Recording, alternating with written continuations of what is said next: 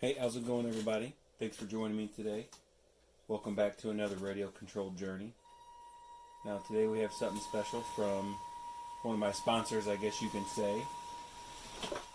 Someone who supports me very well, WPL. We have the B-36K, and it's actually a B-36km stuffed inside a B-36K box. Seems as though they save a little money in shipping that way. I'm perfectly okay with it. Up top we have the transmitter and speaker, and to the left we have the diesel and then the gas electronics, the V3 electronics. So we have a lot to go through, we have a lot to open. Let's jump right in. Now, for those of you new to the channel, you don't know that really I specialize in putting motors in the front of these vehicles under the hood. And right now I have a Fay motor and gearbox. FY002. That's the RC car.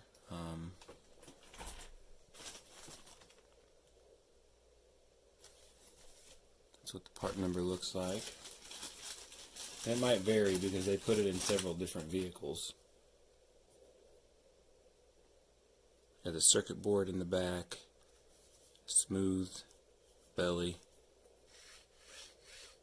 It's almost like it's a knockoff Nerf worker motor. So anyway, I have that under the hood, and then that goes to that metal transfer case. I have a battery stuffed in the fuel tank, because that's how I power the lights. And then from the transfer case you see it goes to the equal power center axle, then to the rear, and then extended to the front.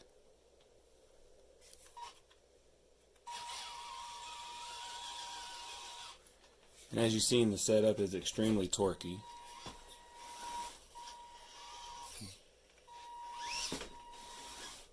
Almost like a granny low. Now, in order to do that, of course you have to relocate the servo. And I can still fit the battery under the hood. So it's one of the best mods I think I've ever done. And yeah.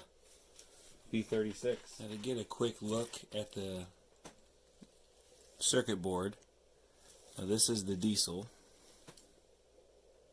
and then that's the gas.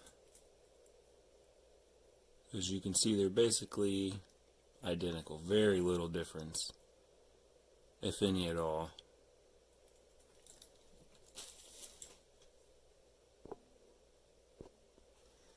And in the transmitter bag, the little red speaker, and of course the smooth transmitter. I'm thinking the winch control.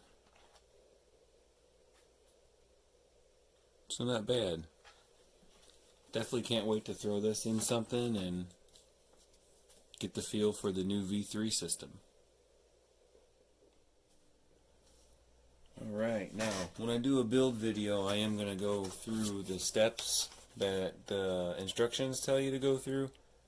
So that being said, we're going to start off with the body. Step 1, 2, 3, 4. You finish the body and then you go on to the axles and the chassis. That's how I have everything laid out here. Let's get in for a closer look. Speaking of closer look, WPL also announced the D12, and I can't wait. It's going to be a drift vehicle, 1 to 10th scale, and I'm super excited. Rear wheel drive. If you want to know more about it, join the Facebook groups, WPLRC, official WPL group, 1 to 16th scale, crawler owners group. There's many online that would love to help you once you get these RC cars. If you need modifications, if you run into a problem, any of that. Alright, as you can see, I have all the parts laid out. And let me know what color you want me to paint this in the comments. I think I'm shooting for maybe a gray. And if you want me to use the wheel weights as well. A lot of rotating mass in the wheels. and there's all the black plastic laid out.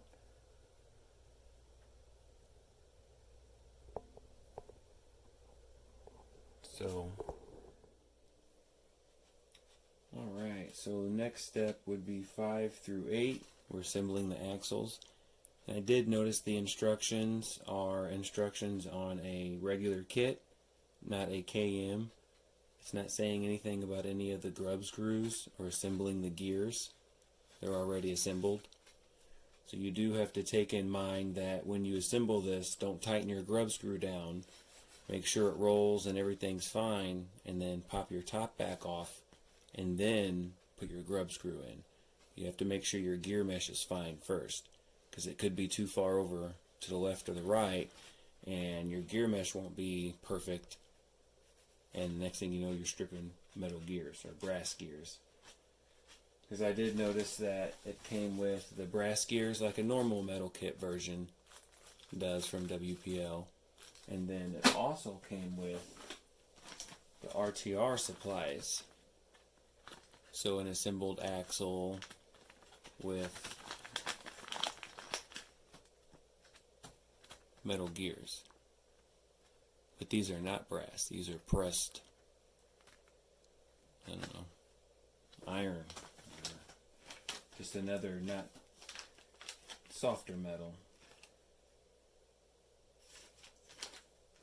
Same type of metal that comes with the Monopoly set. There you go. And then here's the front. Here's all the hardware to the front. Call that Monopoly set metal.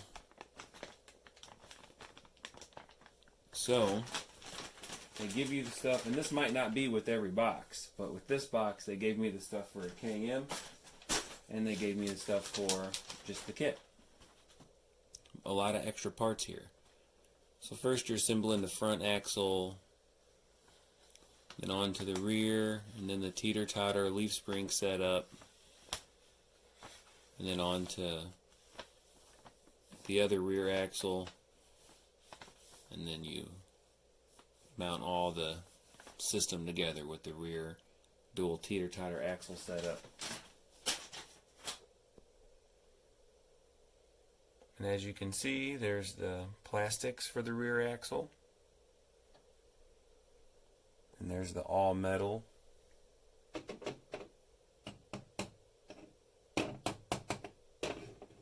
All metal axle, and they do give you the equal power center axle with the metal housing. Even comes with the gasket. That's new to me. And then your hardware with your bearings, your bushings, and all the hardware you need for the drive shafts.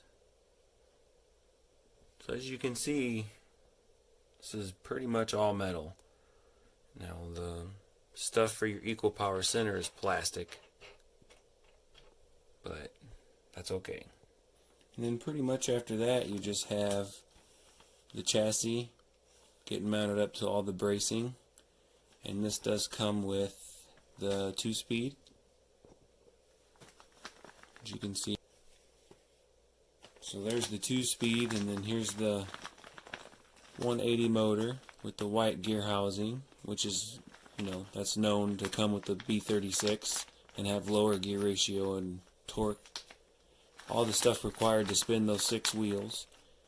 More hardware, wires, leaf springs and stuff. So they definitely got you packed up here on parts, hardware, extra accessories, gears, drive shafts. So once again, once your rear teeter-totter axle's built, depending on what transmission you're going to slam in the center of it, you mount your plastics onto all that with your leaf spring mounts. And then this should already be assembled, and it kind of just marries onto the top of that. And then you got your, of course, kit soft wheels, which those are over here. And as you can see, these are extremely soft. They're almost too soft, so what I would do is glue the inside rim and leave, if you want to take the weights, put them in and out, I would leave the back unglued, because you will find yourself putting your tire on and off quite a lot on the trail. Mainly I'd say because there's not a very big lip. There's a little bit more of a lip, or if they were made just a little bit tighter around the ring, then these extremely soft tires would grip more onto the rim itself. But nothing that won't make or break the RC car. Just something that you'll find that you should have done while assembling the kit is glue the tires. I've made that mistake, and I'm sure many of us have many times. Now the tires I'm using on my B-36 were made by a gentleman on Facebook. I don't know if he wants his name all over the world, so I'm going to just say join the Facebook group and look around. But they do have foam in them, and they are amazing. Pretty sure I paid $7 a tire, and I want to say I asked for 15 or something like that, 16 of them. So yeah, that's how much I like the tires. They are amazing quality. You can also run into gentlemen like this at Cool R&D. He's also part of the Facebook groups. It's a pretty nice chassis. Loving every minute of it.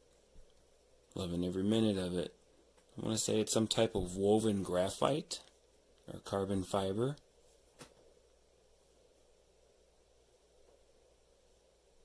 But amazing work. I can't wait to use this.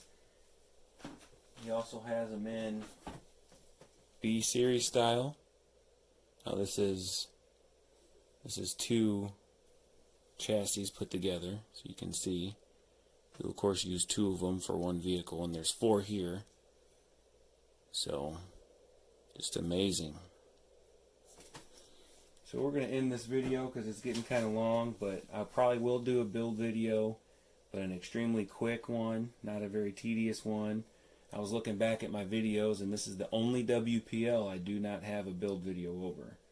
I mean, I have 50 plus WPL videos, so definitely going to knock this video out. Again, like, comment, subscribe.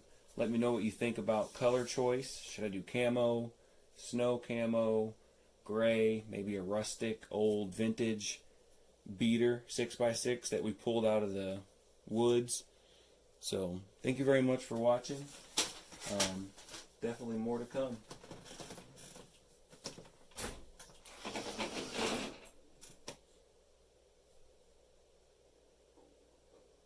Just wanted to give you guys a sneak peek at the end of the video.